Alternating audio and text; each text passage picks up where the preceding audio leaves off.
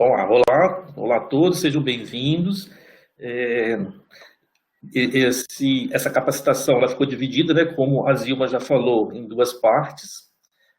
A primeira parte, né, coube a mim falar, né, essa primeira parte sobre conceitos e critérios. Na realidade, nós vamos falar a experiência, né, do CAN, né, César, na implantação do PrEP, em relação a essa estratégia que eu acho super importante, né, a estratégia PrEP, que é uma estratégia adicional. Eu não poderia deixar de falar, né, sobre dar alguns conceitos básicos, né, sobre a epidemiologia, né, a epidemia do HIV atualmente. Eu peço até desculpa porque, com a questão do Covid, os dados atualizados, né, da epidemiologia atual, elas ficaram um pouco atrasadas. Então, o que nós temos hoje é até de 2019, de julho de 2019. Então, a gente não tem muitas coisas, né, um compilado real desses dados. Então, vocês vão ver aqui que na minha apresentação eu vou falar algumas coisas do final de 2018 e, às vezes, até no início, no meado do ano de 2019. Então, é importante saber que, né, apesar, né, considerando a epidemia do HIV, que nós estamos na quarta década, né, considerando 1980, nós vimos que ainda é importante, né, os índices epidemiológicos, né, que são expressivos em relação ao HIV. Apesar de todo o investimento, tanto governamental, do investimento da indústria farmacêutica, a gente ainda tem números, né, que são expressivos. Por exemplo, a gente sabe que nós estamos hoje, né, com 37,9 milhões de pessoas que vivem com HIV. Dentro desses 37, né, esse slide está bem claro, são 1,7 milhões de pessoas que são recentemente infectadas. Então, ainda existe infecção, né? A epidemia ela continua ainda, né, rolando. E óbito, que é o mais, né, eu acho que, assim, que é o mais importante, que é o mais impactante, é a questão da mortalidade ainda pelo HIV. Então, são 770 mil óbitos relacionados ao HIV. Isso foi, né, como eu disse, até o final de 2018. A gente ainda não tem os dados compilados de 2019. Esses dados né, através da UNAIDS, foi conseguido através do site da UNAIDS. Bom, foi lançado na UNAIDS, eu acho que as pessoas aqui, né, realmente médicos, né, infectologistas ou pessoas que estudam um pouco sobre o HIV devem lembrar, né, da questão do lançamento da UNAIDS, que foi em 2014, em dezembro de 2014, em que houve, né, que foi a chamada Declaração de Paris. Houve uma reunião lá em Paris, e principalmente com os prefeitos das grandes capitais, né, do mundo inteiro, né, e nessa reunião eles se comprometeram, né, a ampliar os esforços para, né, controlar a epidemia, né, quer dizer, o fim dos níveis epidêmicos da epidemia até 2030. E aí eles lançaram algumas metas, né, que essas metas seriam atingidas, por exemplo, até 2020, até esse ano, algumas coisas seriam importantes para até 2030 a gente conseguir, né, esses níveis epidemiológicos. Então, eles colocaram que, até 2020, 90% das pessoas que têm o HIV, eles saberiam que eles eram, né, o status sorológico, saberiam, né, que eles são positivos. E, em 2018, só 79% sabiam desse status. Então, a gente, né, estava um pouquinho atrasado. 90%, né, tem que ter acesso ao tratamento. Então, a gente sabe hoje, inclusive, aqui, eu estou falando do Brasil, existe ainda estados que é muito precário ainda o atendimento, né, às pessoas com HIV. Então, inclusive, né, pessoas ainda sem tratamento. Né, então, né, tem um diagnóstico, tem um status sorológico, mas não conseguem uma consulta para iniciar o tratamento. Isso a gente sabe da realidade do país. E só em 2018, só 78% das pessoas eles tinham esse acesso ao tratamento. Desses que tinham tratamento, 90% teria que ter a carga suprimida, teria que ter uma carga viral indetectável, né, abaixo de 40, né, na metodologia usada hoje. Mas 80% só tinham essa carga viral indetectável. E hoje, né, a Organização Mundial de Saúde ainda já coloca o quarto parâmetro aqui, que seria o quê? 90% das pessoas que têm HIV, que estão tratando e que estão com a carga viral indetectável, têm uma boa saúde. Eles vão ter uma qualidade de vida, entendeu? Isso seria o quarto hoje, né, que foi implantado pela Organização Mundial da Saúde. Essa é a regra 90, 90, 90. Então, agora é 90, 90, 90, mais 90. Bom, Também sabemos, né, que, não diferente do Brasil, mas aqui são dados dos Estados Unidos em 2017, a gente viu, né, o empobrecimento do HIV. Né? O HIV, infelizmente, existe ainda pessoas mais vulneráveis, né, que são ao HIV. Nos Estados Unidos, nessa época aqui, ó, que eles fizeram esse levantamento aqui, que foi em 2016, eles viram que as pessoas negras eram mais, né, portadoras do vírus do HIV, né, dos hispânicos, né, diferente das pessoas brancas nos Estados Unidos. Então, o empobrecimento, são as pessoas que têm menos condições socioeconômicas, que usam mais drogas. Esses indivíduos são mais vulneráveis ao HIV. Aqui são as mulheres, né, as mulheres negras e as mulheres brancas, né, mulheres hispânicas, né, e as mulheres negras, né, eles fizeram com a comparação. Nesse gráfico aqui, eles colocam em relação a cor, em relação aos heterossexuais, tanto mulheres e homens, a cor dos homens, né, branco e negro, e aqui nos usuários de drogas endovenosas, né. Se você for comparar aqui nas drogas endovenosas, a gente tem ainda um aumento, principalmente, né, na população branca, porque droga lá nos Estados Unidos, as drogas injetáveis, elas são caras, você tem que comprar. Então, essa população não tem mais acesso a esse tipo de droga.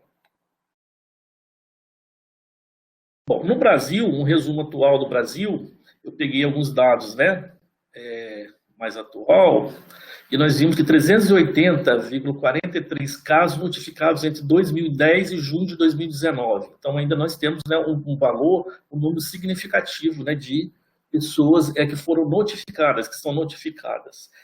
40 mil casos notificados em 2010 e 37 mil, né, 161 casos em 2018.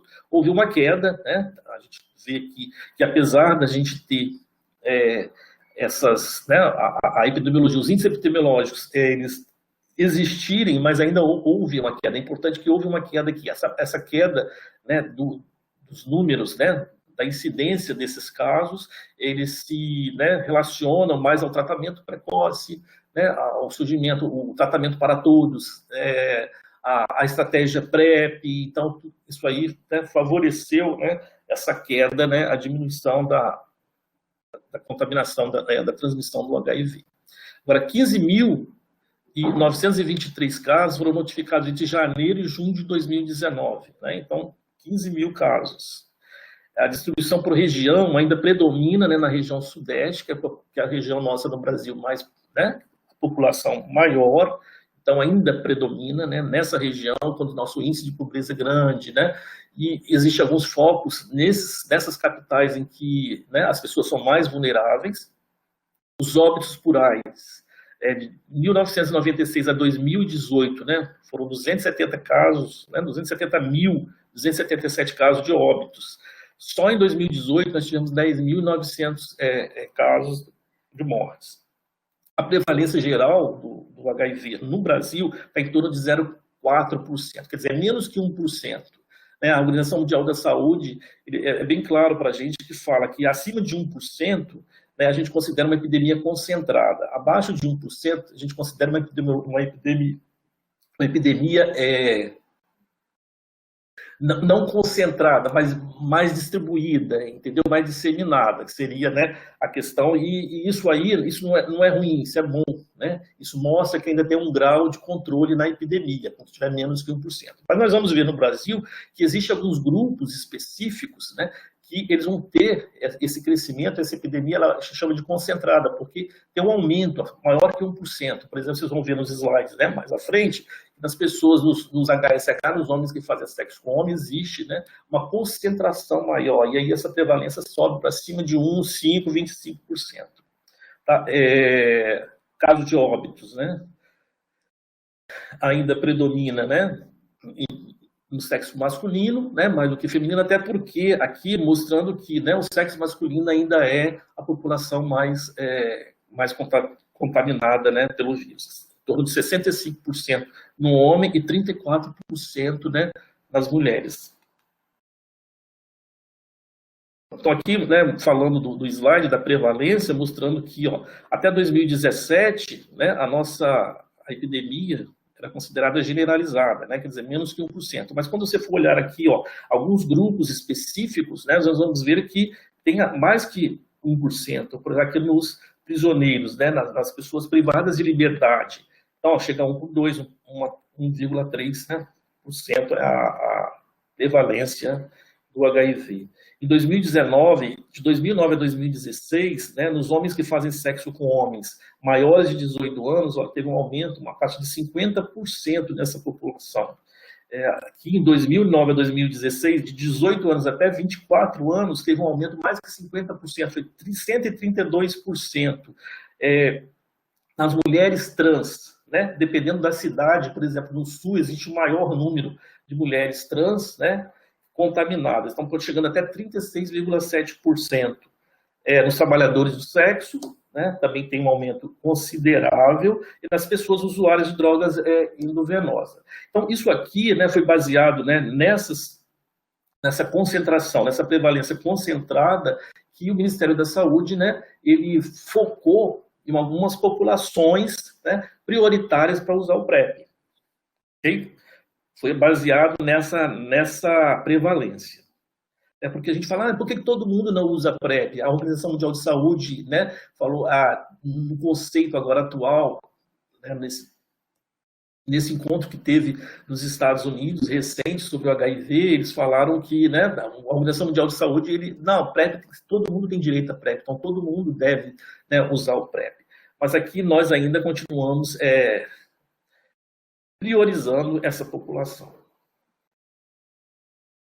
Bom, então na prevenção, né, entrando aqui, né, vamos entrar diretamente no PrEP, a gente sabe que a prevenção combinada, né, a Mandala aqui representando bem, né, é um conjunto de tecnologias, são tecnologias combinadas associadas ao quê? A uma estratégia, né, de prevenção. Né? Eu vou falar sobre o PrEP é uma estratégia. O PrEP é o PCDT, né, no Ministério da Saúde. Ele incorporou no SUS, isso em 2017, o Ministério da Saúde, né, antes exigiu que o Estado, que o Ministério da Saúde, que os técnicos fizessem algum trabalho, né, no Brasil, mostrando, né, a importância e qual a significância, né, do PrEP na nossa realidade. Então, foi feito em algumas capitais, né, do país, do Brasil aqui, e aí foi mostrado no Ministério que sim, que tinha uma validade, né, o PrEP. Então, foi em 2017 que ele foi incorporado no SUS. Dentro dessas prevenções, é lógico que existe o PrEP, mas tem outras também que são importantes. Então, foi associada ao uso do preservativo, que a gente já sabe, a testagem, né, para o HIV, né, os testes rápidos, disseminar teste rápido, a testagem, o diagnóstico e tratamento das ISTs, né, o pré-natal, a adesão ao tratamento antirretroviral, o PEP, né, que também é outra estratégia importante, e o PrEP.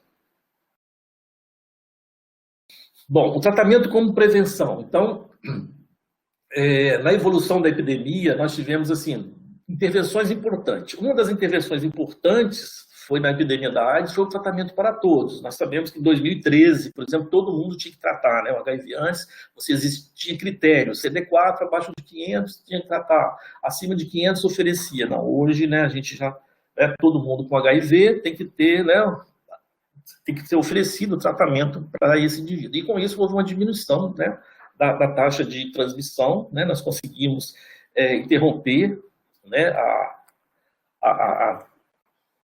as transmissões do HIV, isso diminuiu bastante, né?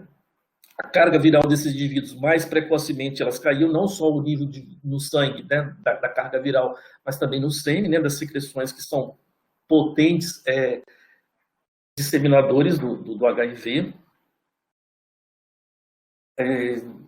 O tratamento como prevenção, aqui eu já falei mais ou menos, foi, né, a questão de 2013, né, no Brasil, lembrando que o Brasil, né, foi um dos países, né, em desenvolvimento, né, a fazer parte, né, do tratamento para todos, né, nós sabemos que o Brasil funciona como modelo, né, mundial para, né, o tratamento e controle do HIV, né, que é o país que está em desenvolvimento, mas a população hoje recebe, a população que vive com HIV tem a medicação gratuita, né, no SUS, foi incorporada, né, a gratuidade da medicação no SUS, e o próprio PrEP, né, como profilaxia, como estratégia, né, adicional de prevenção, o governo, né, o Ministério da Saúde, ele libera a medicação. Bom, tratamento para todos, né, o objetivo é o quê? é indetectável e intransmissível. Então, nós sabemos que o indivíduo hoje que não tem, né, que tem a carga viral indetectável, tem mais que 90% a chance de passar o HIV para outra pessoa. Então, a meta, né, é super importante, e a gente nunca pode esquecer, né, de explicar isso para o paciente. É até uma maneira, né, ele fica muito satisfeito quando você fala, olha, você está aí, né, você está indetectável, a sua chance é muito baixa. Então, precisa, né, falar isso com o paciente, né, isso estimular o paciente a ele manter uma carga viral indetectável. Às vezes a gente esquece, né, de falar isso para o doente. Ok, a gente teve essa experiência, né, de tratar com a transmissão, né, vertical, né? As mulheres que tomam, as mulheres que são portadoras do HIV tomando a medicação previamente, né? Elas, né, têm uma diminuição da transmissão para o feto, né, em torno de 98%. Então, é um valor expressivo, né, muito importante aí no controle do HIV. O PrEP, né, propriamente dito, o que é o PrEP? Né, uma profilaxia, uma estratégia em que você vai tomar um remédio, né, tomando o remédio, você vai reduzir o risco, né, de adquirir a infecção pelo HIV. Né? Ela é uma estratégia que mostrou, né, bastante segura, né? Foi feito vários estudos mostrando isso aí, não foi só no Brasil, acho que no mundo, né? A gente tem desde 2007 já trabalhos mostrando que o PrEP deu certo, que funciona, tanto que hoje, né, um dos investimentos maiores, né, na prevenção do HIV é o PrEP. Nós temos aqui uma linha, né, mostrando para vocês a linha, né, a linha da vida aqui do HIV, do PrEP, desde 2012 até 2017, a importância do PrEP, que foi, né, divulgado em revistas importantes, né, em protocolos. Então, isso aqui desde 2012, que o FDA aprovou, né, o PrEP, as medicações, né, a Organização Mundial de Saúde disse agora vamos para a taxa zero, né, a partir do PrEP, nós vamos atingir agora zero de HIV. Então, foram vários. Aqui em 2017, né, coincide com o Brasil, né, quando foi lançado aqui no Brasil, quando foi, né, incorporado no SUS, que a organização fez, né, os módulos de PrEP, né, os treinamentos para a gente, né, para as pessoas, para os profissionais de saúde começarem a implantar, né, o PrEP. Aqui, o PrEP hoje, né, praticamente todos os continentes, nós já temos os serviços de PrEP, né, tanto a importância, considerando a importância, né, dessa estratégia, nós já temos em vários países, vários continentes já, né, que são inclusive no Brasil e África, né, o PrEP.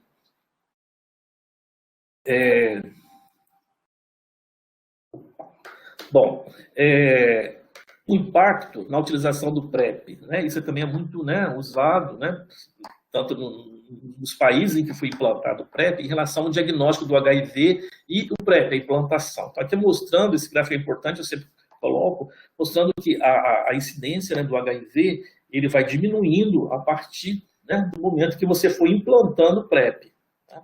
Então, ó, implantando o PrEP aqui, na amarelo aqui, ó, laranja, como caiu, né, o índice de contaminação pelo HIV.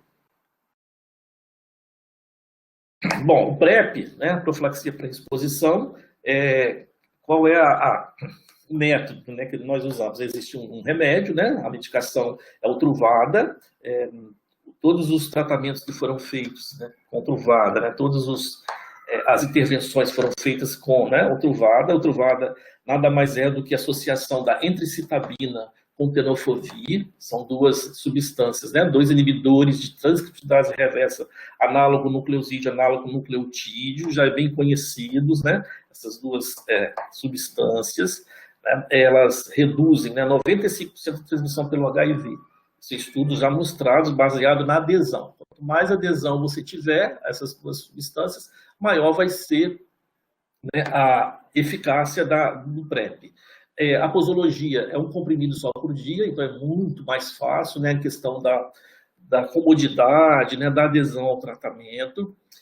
As reações adversas possíveis, né, nós que começamos aqui, raramente você tem reações, essas reações são muito voláteis no início, né, depois elas desaparecem em torno de, no máximo, 2 semanas, mas a gente consegue manipular esses eventos adversos, né? Então é muito simples você, né, manipular os eventos.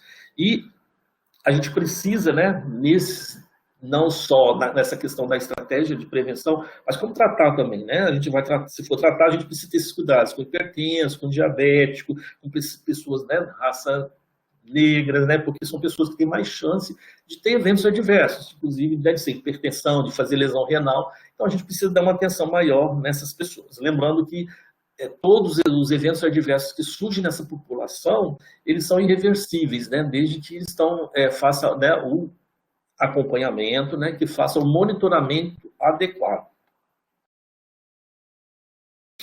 Aqui, alguns estudos, como aquele que eu falei, né, eu falei no início, que foram vários estudos que foram publicados, nós temos aqui, né, desde o IPREX, né, nós temos o Tenofovir, o PDF2, nós temos o Partners, o Voice, o PROD e o Hipergay também, que ainda tem uns que já, né, já teve o desfecho, eles já fecharam, né, teve uma importante, né, redução da transmissão do HIV, né, mas tem uns que continuam ainda, eles estão em aberto, como o Hipergay aqui, ó, na França, né, que nesse estudo, né, nessa intervenção, eles fazem, né, o que a gente chama de PrEP por demanda, aquele indivíduo que toma 2 comprimidos de 2 horas a 24 horas antes de ter contato sexual, né, eu vou ter um sexo amanhã, então de 2 a 24 horas antes eu tomo 2 comprimidos, depois 24 horas depois eu tomo um comprimido e 48 horas depois eu tomo um comprimido. Então, na realidade, ele vai tomar 4 comprimidos, né, para ter uma relação, né. Então, é por demanda. Lá funcionou, né, lá na França, por exemplo, em Paris, houve um funcionamento, inclusive porque o governo, né, lá eles não pagam, o indivíduo não tem que comprar o remédio, o governo não investe, não é isso? Ele não tem a medicação para distribuir. Então, isso se tornou, né, barateou o tratamento para quem usa, né, e a questão da adesão também. Então, é uma realidade diferente da nossa, mas o Hipergay funciona lá. Bom, no Brasil, tá,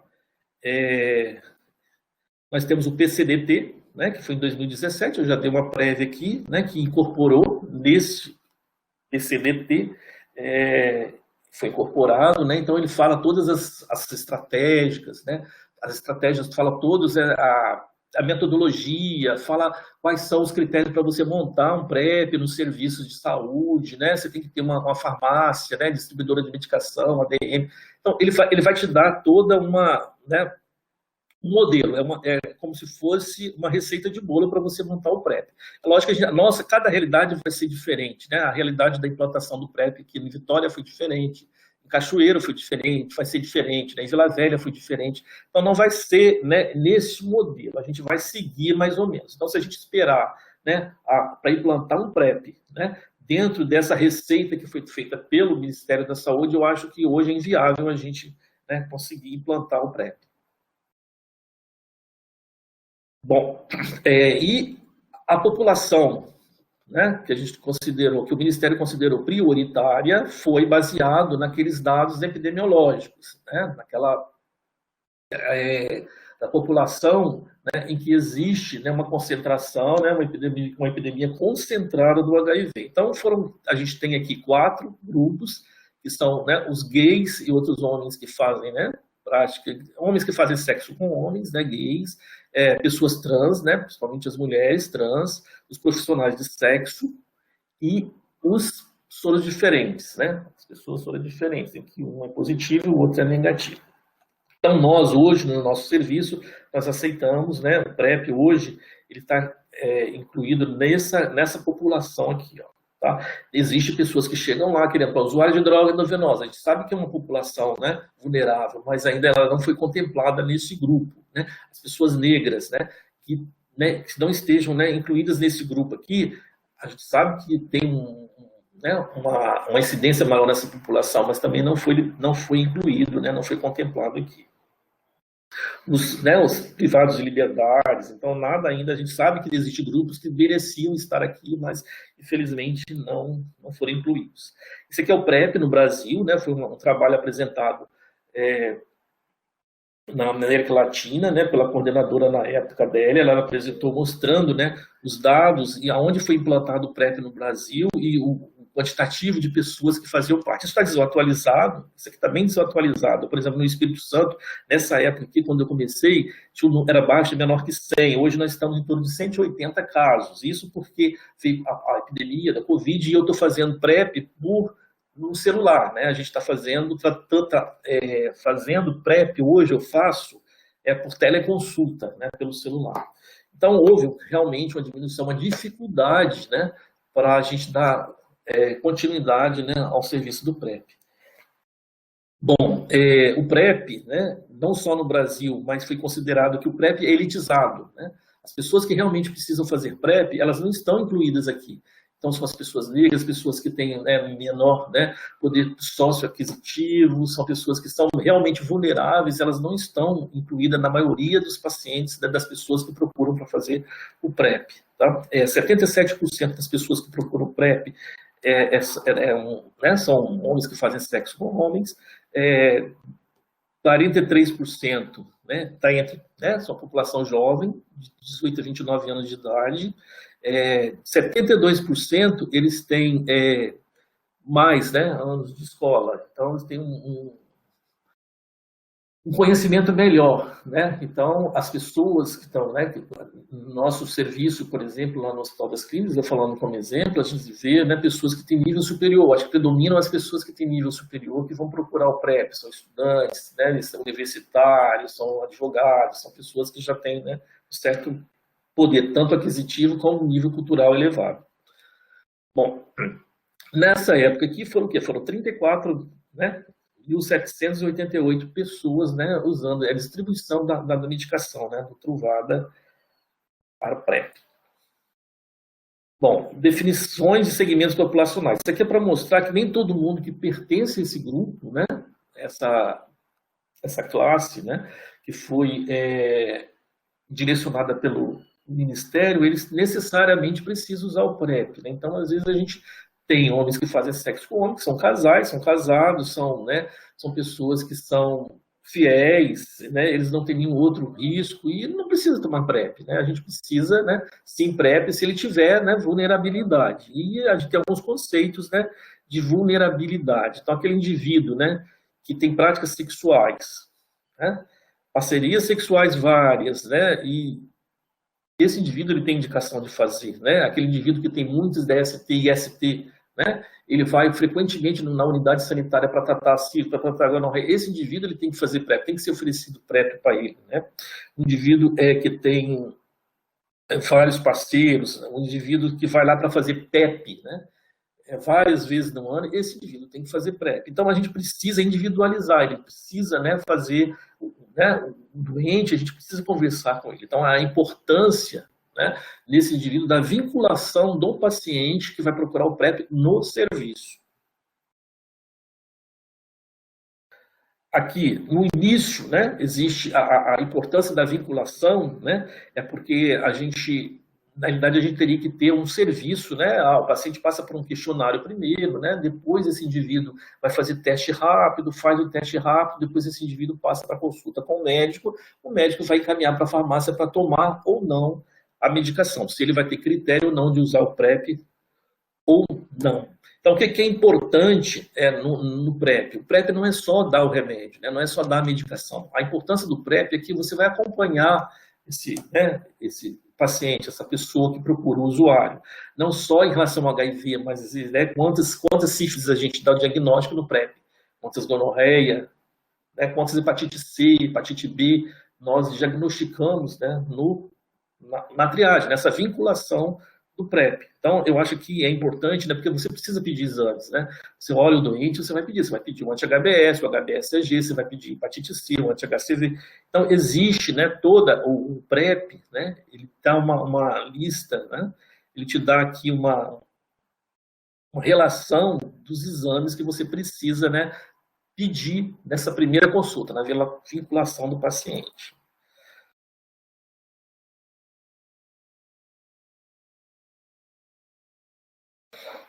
Bom, na triagem, né, então, lembrando que o paciente, quando chega, né, no serviço, é feito, né, depois da vinculação, é feito, né, nessa vinculação é feito o teste rápido, tanto para HIV, para hepatite B, para hepatite C. sífilis, e esse teste rápido ele é feito na hora, ali. Normalmente ele é feito com o paciente na sala, né? Ou com a enfermeira mais o paciente, né? E aí ele já vai para a sala do médico, né? Com os testes rápidos já feitos, né? Já com o resultado. O HIV é o único teste rápido que precisa ser feito em todas as consultas. É lógico que se o indivíduo ele vai mostrar para você na sua conversa que ele teve uma relação sexual, sempre, né? Que foi, né? Com alguma intercorrência, você pode repetir os exames, né? Mas o que é obrigatório mesmo em toda consulta é o teste HIV, o teste rápido. Tá? A gente faz, né, testes para sífilis, depende da demanda, por exemplo, gonorreia, né, para clamídia, você vai fazer a coleta do material, se o paciente estiver sintomático, nós ainda não temos, né, a fazer a testagem na urina, né, e mucosa retal ainda, né, por via molecular, a gente ainda não tem isso incorporado, né, no nosso sistema aqui, mas em alguns estados já existe isso, né, mesmo assintomático, você fazer essa pesquisa, dessa investigação. Okay? A função hepática e a função renal é super importante, né, até para você saber previamente como é que era o rim desse indivíduo, como é que era o fígado desse indivíduo, se ele realmente tem hepatite, você vai começar a tratar com tenofovir, com entricitabina, são duas, né, substâncias que têm efeito, né, no vírus da hepatite B, e se o indivíduo depois parar subitamente esse tratamento, ele pode, né, apesar de não ter relatos de flare, de hepatite, o indivíduo pode agudizar uma hepatite B. Então, é importante você conhecer, né, o estado sorológico da hepatite desses indivíduos e também a sua função renal. Né? Se o CKD desse indivíduo começar a cair no terceiro, no quarto, no quinto mês, né, dessa medicação, você vai ter que tomar providências. Bom, esse questionário, ele é feito através, no sistema. Então, nós temos um sistema hoje através do Ciclone, né? O médico que vai ser, né, que está preparado, né, para fazer o PrEP, ele vai ter uma senha, né? Ele vai ter uma senha para poder ter acesso ao Ciclone e ele vai preencher isso tudo online, né, com o doente. Ele preenche esse questionário, tem um questionário da primeira consulta, que é na vinculação, depois tem um questionário das consultas subsequentes, né? Porque o que é importante nesse questionário é que você vai trabalhar não só a vinculação do paciente, mas é importante a adesão do paciente no serviço, né? É importante a retenção dele, né? Você vê os efeitos colaterais, você pedir os exames dele, né? Conversar com o paciente e a revinculação. Geralmente tem uns pacientes que eles abandonam, né? Então você precisa restabelecer o vínculo interrompido. Então a revinculação é importante. Então a equipe da PrEP, né? Ela precisa estar bem assim coesa, né, para a gente vigiar, para segurar esse paciente. Okay? Bom, então esse questionário é muito fácil, né? A COVID, você tem acesso, você vai ter uma senha, por exemplo, hoje, você só, esse aqui, até o ano passado, esse questionário, essa senha, isso era liberado para você ter acesso nos serviços de saúde, onde tem o PrEP instalado. Hoje não, com COVID, se o médico for cadastrado e for treinado, ele já pode fazer isso aqui no consultório dele, ele tem acesso a fazer isso aqui, esse questionário no consultório, e mandar o paciente pegar o remédio, né, lá, como é feito hoje com HIV. Isso foi para facilitar, né, a questão né, implantar em alguns estados, em alguns municípios, e implementar, né, os serviços de PrEP. Tá vendo aqui, ó, mas se vocês quiserem aumentar, inclusive, para ver, é só vocês virem aqui, ó, embaixo, tem essas, ó, vocês vão aumentar aqui a tela, né, vocês vão olhar mais ou menos aí o questionário, depois vocês voltam no mouse, apertar o ESC, né, que volta tudo normal, ok? Bom, mas esse questionário é importante. Eu acho que o Luciano também, que é o farmacêutico, vai falar alguma coisa sobre ele, da questão da farmácia, mas esse questionário são algumas perguntas que são importantes, né? Eu acho assim, que até para você ter uma confiabilidade mais com o paciente. Se você vai perguntar aqui algumas perguntas, se ele usou preservativo, né? Nas relações sexuais, mesmo usando PrEP, tipo de relação sexual que ele teve, se ele foi insertivo, né, se ele foi passivo, né, se ele foi receptivo, se foi vaginal ou não, se ele usou droga, se ele usou estimulador sexual. Então, são coisas que são importantes, né, para você aumentar, né, a retenção do paciente, né, no serviço. Até também para dados epidemiológicos. Bom, etapas do fluxo do atendimento praticamente é isso, né? Tem o primeiro atendimento, que é a vinculação, depois você tem o primeiro retorno, geralmente o paciente volta com 30 dias, né? Você começou hoje, toda consulta é 30 dias. No início, todo mundo tem que voltar com 30 dias. 30 dias para a gente ver a questão, né, da adesão, se o paciente teve alguma reação, e até mesmo porque o paciente pode ter começado o PrEP já na janela imunológica, ele pode voltar com HIV positivo. Ele já era de teste rápido negativo, mas ele já era positivo. E aí é importante a suspensão do PrEP, imediatamente, né? Porque isso aí pode, né, alguns estudos mostrando a indução de resistência. Então você tem que suspender o PrEP e começar o tratamento ali imediato. Entendeu? Então é importante, né, ele voltar com 30 dias. Aí você faz um teste rápido e avalia. E o segmento é super importante, né, por questão de quê? Da retenção do serviço, né, e a soma, né, a adesão e a retenção. Porque muitos casos, né, você trata o paciente, ele vai usar camisinha, não é isso? Ele vai deixar de usar camisinha. Lembrando que os pacientes que não usam camisinha com PrEP, eles já não usavam antes, né? Eles já não usavam camisinha, tanto que, né, nós vimos ali, né, que os índices epidemiológicos do HIV, ele continua, né? Mesmo, né, com toda essa educação continuada do uso do preservativo, né, continua ainda, né? Então, os pacientes que não usam camisinha, eles continuam não usando, né? Eles não usavam antes. A gente tinha sífilis antes, a gente tinha gonorreia, tinha condiloma, tinha antes. Com o PrEP, alguns estudos mostram assim, que teve um aumento, né, das transmissões, porque ele parou de usar camisinha, né? Mas, parando de usar camisinha, ele pega outras doenças. Então, a gente precisa tratar. Eu preciso tratar a sífilis, eu preciso tratar a gonorreia, eu preciso tratar as outras, né, as intercorrências né, sexuais, aí, né, das doenças sexuais desse paciente. Então, esse segmento é super importante. Inclusive, a gente tem, né, olha, a gente tem um horário disponível para a questão de, teve uma intercorrência, tem que procurar, né? A gente tem as datas, as agendas, mas tem os horários para intercorrências. Pacientes que têm, né, uma descarga uretral, né, só vai voltar daqui a 6 meses, mas ele tem uma descarga uretral, então ele tem que consultar um PrEP, um serviço de PrEP. Bom, aqui eu falei das ISTs, né? Então teve realmente um aumento das ISTs. Aqui é um trabalho mostrando, né? Esse trabalho aqui também foi publicado, né? Numa revista importante, mostrando que, por exemplo, na clamídia houve um aumento, sim, né? Gonorreia houve um aumento, sífilis houve um aumento, né? A incidência dessas doenças, mas também, olha o HIV, teve praticamente zero, né? De contaminação pelo HIV. Então isso, né? Balanceia. Essas doenças aqui eu tenho tratamento, né? Eu trato. Mas o HIV, né, a gente sabe que não tem tratamento, mas houve uma redução significativa, né, dos casos, né, pós-PrEP. Esse aqui também é outro trabalho, né, mostrando, né, na Inglaterra, um trabalho que houve, ele fez um trabalho comparando quem tomava PrEP e quem não tomava PrEP. Quem tomava PrEP, né, teve um aumento, né, importante nos casos de doenças, né, aí ele coloca aqui, ó, ele separa por doença, clamídia, clamídia retal, gonorreia, né? Ele vai mostrando aqui e realmente todas essas doenças houve um aumento, ninguém estava usando PrEP.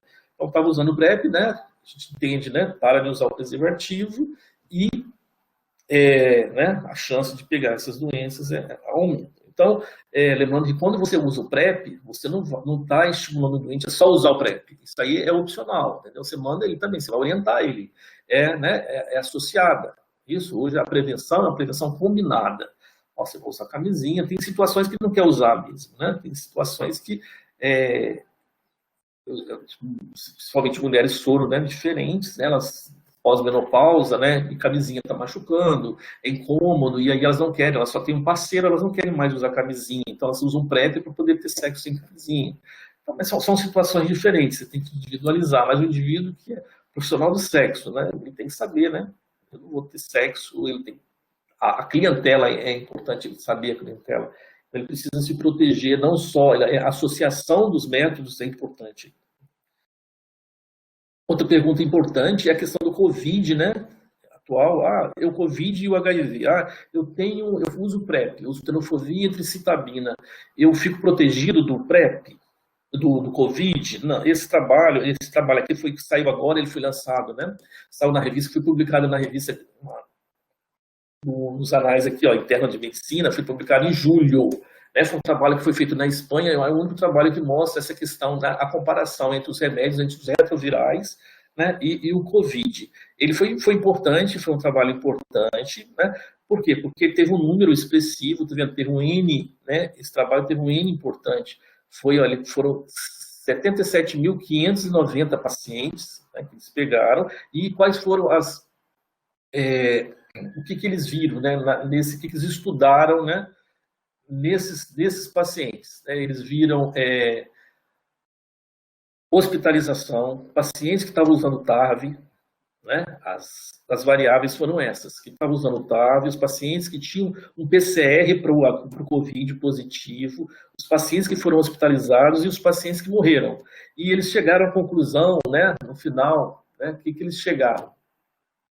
Que quem usou, por exemplo, o tenofovir e entricitabina, que são as duas medicações para o PrEP, eles não morreram, quem usou. Tá? Quem usou tenofovir e entricitabina, que é o remédio que é usado, né, no PrEP, teve menor risco de infecção e menor, né, formas graves do HIV. Quer dizer, foi nesse trabalho aqui, nesse estudo. A gente não sabe se isso é muito precoce ainda, mas foi publicado numa revista, entendeu? Então, eu acho que precisa mais estudos para mostrar, inclusive, que o risco estimado de Covid nessa população, né, comparando com a população geral, foi de 48%, quer dizer, uma chance menor, né, 48% de ter o Covid nessa população que usava esses remédios, que usava o remédio para o HIV, e dentro desse remédio do HIV tinha os remédios que são usados para o PrEP. Então foi um trabalho, eu acho que atual, eu achei importante também passar aqui para vocês que sempre têm essa dúvida, né? Tem pacientes que falam, eu voltei a fazer o PrEP, né? Tinha abandonado, né? Esses pacientes tinham terminado o vínculo com o PrEP, depois eles voltam, né, querendo consulta porque ouviram dizer que quem toma remédio para o PrEP não pega Covid. Bom, com PrEP, né, aí, né, há várias revistas, essa aqui saiu nessa revista importante, né, em janeiro de 2016, né, o PrEP foi aqui no Brasil em 2018, e após o PrEP, né, a implantação do PrEP, eles, né, foi bem claro aqui dizendo que agora não tem mais desculpa, né, nós temos, né, as ferramentas para terminar a pandemia do HIV, isso com PrEP. A gente tem todas essas ferramentas, eu acho que isso é super importante, né, mas a gente precisa, né, eu acho que o governo, né, a gente precisa dessa implementação como política pública. A gente teve agora, né, com o Covid, a gente viu o despreparo, né, que a gente teve, né, no sistema de saúde nosso, né, essa questão né, da vulnerabilidade, da demanda, da retaguarda, né, que a gente viu como que nós passamos por dificuldades com o Covid. Eu acho que falta, né, do governo, né, esforço para garantir, né, um sistema de saúde que eu acho que tem que ser mais inclusivo, um sistema de saúde justo, equitativo, né, e com participação, inclusive, né, da sociedade civil e das redes sociais. Nós vimos no início do HIV, né, das ONGs, como foram importantes. Agora, ultimamente, a gente viu como é importante nas redes sociais, o WhatsApp, a gente vê, né, a internet. Então, eu acho que isso tudo precisa, né, o governo, nós precisamos ficar atentos para isso.